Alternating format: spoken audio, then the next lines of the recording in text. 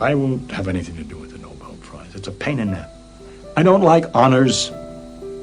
I appreciate it for the work that I did and for people who appreciate it, and I notice that other physicists use my work.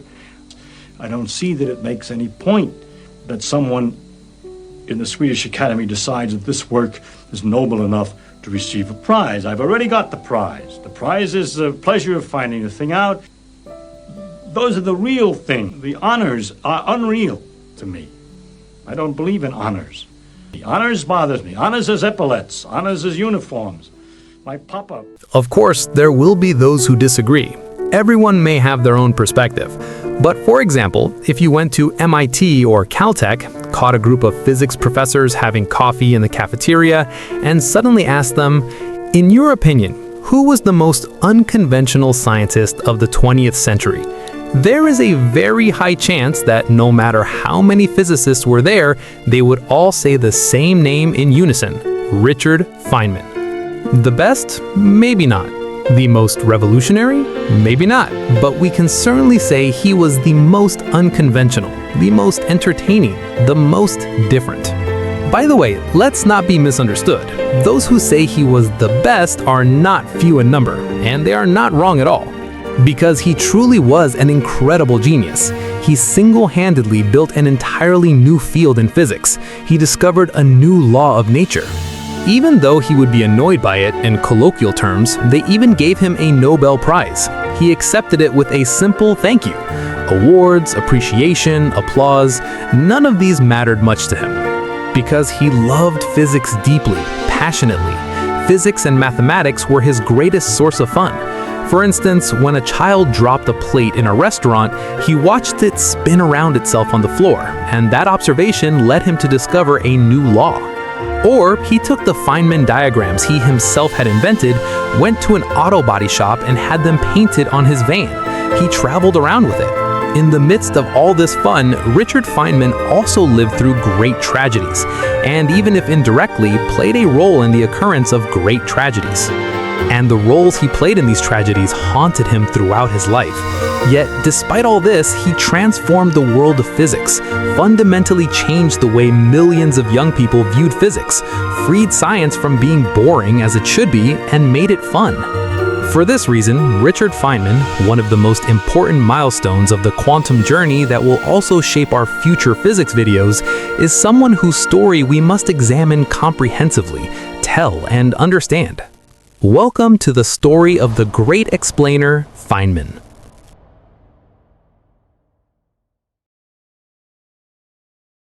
Richard Feynman had problems with authority from a very young age. Rather than behaving as he was told, he preferred to follow his passions. Although we know him as a physicist, he was also an excellent bongo player and deeply interested in biology. He wrote poetry, painted pictures. In addition, he was practically a walking calculator. And he was also a very good code breaker. Yes, for fun, he would crack safes and open them. Beyond that, he was a truly unusual character. Whenever he entered a crowd, he would inevitably draw everyone's attention. When he spoke, everyone fell silent and listened. He knew very well how to influence people. According to many people, among them Bill Gates, he was one of the greatest teachers in history. Feynman was someone who personally attended Albert Einstein's lectures. Think about people with these qualities. At the very least, people who are this free-spirited, this devoted to science, and this driven by their passions. You will see that all of them had unconventional childhoods. They received unconventional education from their parents. Feynman was very fortunate in this sense. Even while his mother was pregnant with him, his father said, "I wish he becomes a scientist." When he was born on May 11, 1918 in New York, however, he was not very fortunate.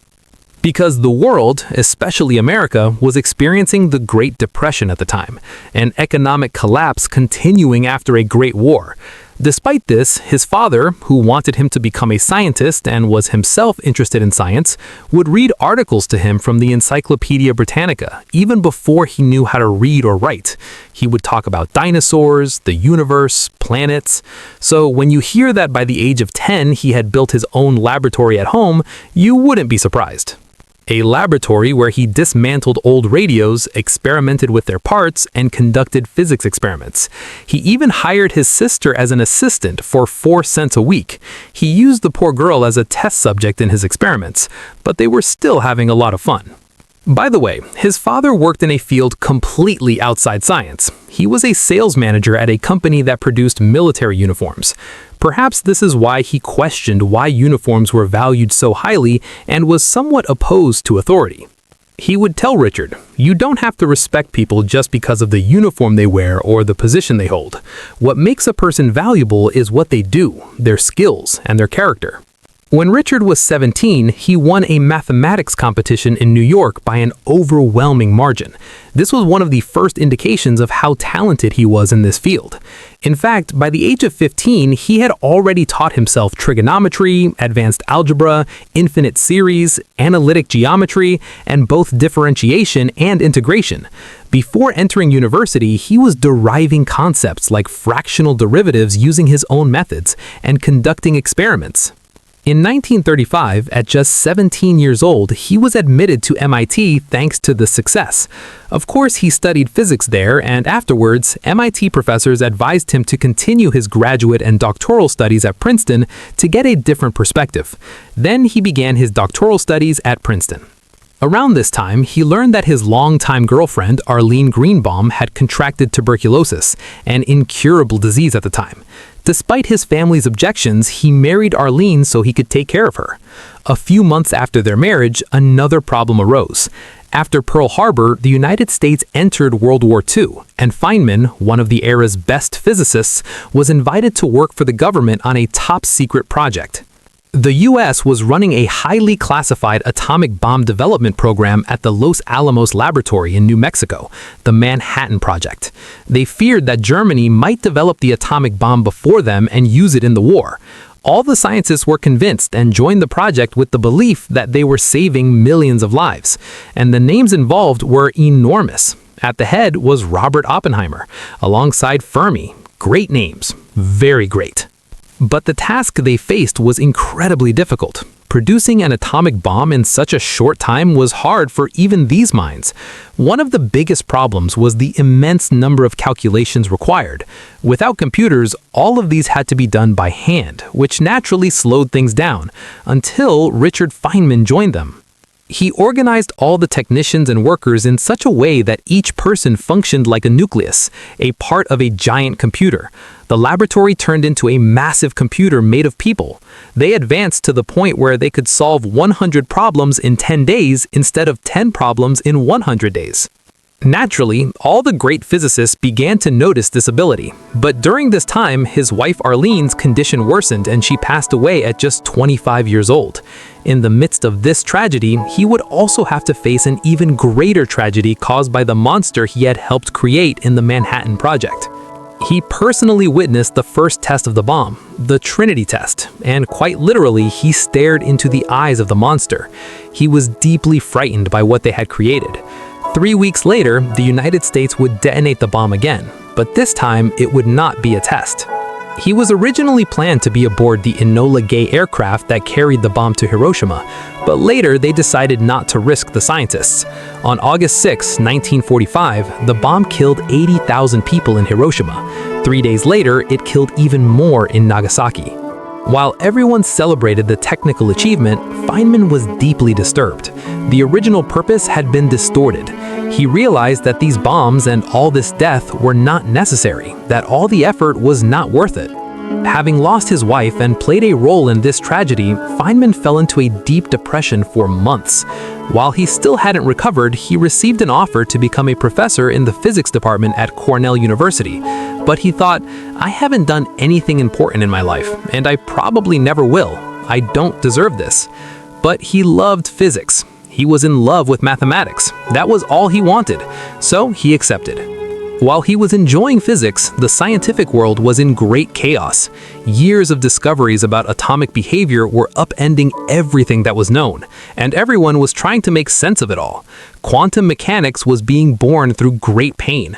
Many scientists describe this period as the greatest psychological shock physicists have ever experienced. Newton was wrong, and although we knew many things about the universe with certainty, it was impossible to know what would happen even 1 second later. Uncertainty had emerged. You couldn't know exactly how atoms and electromagnetic forces would behave, and since these are the fundamental building blocks of nature, everyone began to doubt everything. Because aside from gravity, everything you directly experience in the world is actually the magic of electromagnetism. When two atoms form a molecule, electromagnetism makes that happen. So chemistry is electromagnetism. And if chemistry is electromagnetism, then yes, biology is electromagnetism too. So everything we see and interact with is in some way an expression of electromagnetism. From this perspective, a brand new field emerged, quantum electrodynamics, which sought to understand electromagnetism and subatomic particles. Although Richard Feynman is considered the father of this field, it was actually Paul Dirac who initiated quantum electrodynamics. But there were major gaps in the theory, and while reading Dirac's work, a sentence at the end of the book would set Feynman in motion. On the final page, it said, "New ideas are needed." There is nothing better you could say to someone like Feynman. There was something waiting to be discovered, and he devoted all his time to solving this problem. The core issue was this. In this theory, which aimed to unify quantum mechanics and special relativity to explain light, matter, and their relation, some predictions were meaningless. They were meaningless because the result was infinity. Infinity could not be a result. Nothing is infinite. You can't measure infinity in a laboratory. You must have a finite result. A fundamental theory in physics cannot promise infinity. And while thinking about this, Feynman saw a child drop a plate with blue sauce in a university cafeteria in California. As he was thinking, the plate spun on the floor. As it spun, the sauce splashed around, but in an orderly way. As he thought about this, Feynman once again began playing games in his mind, with physics and mathematics. And then the pieces started falling into place. The theories that made the great Feynman truly great began arriving one by one. So it's time to talk a lot about quantum physics. Time to put our quantum journey on a new path. But first, we'll talk a bit more about Feynman. And while talking about him, we'll talk a lot about physics. And while talking, we'll have a lot of fun too, because we don't accept education that isn't enjoyable, right? And as always, until we meet again, glad you're here. Much love.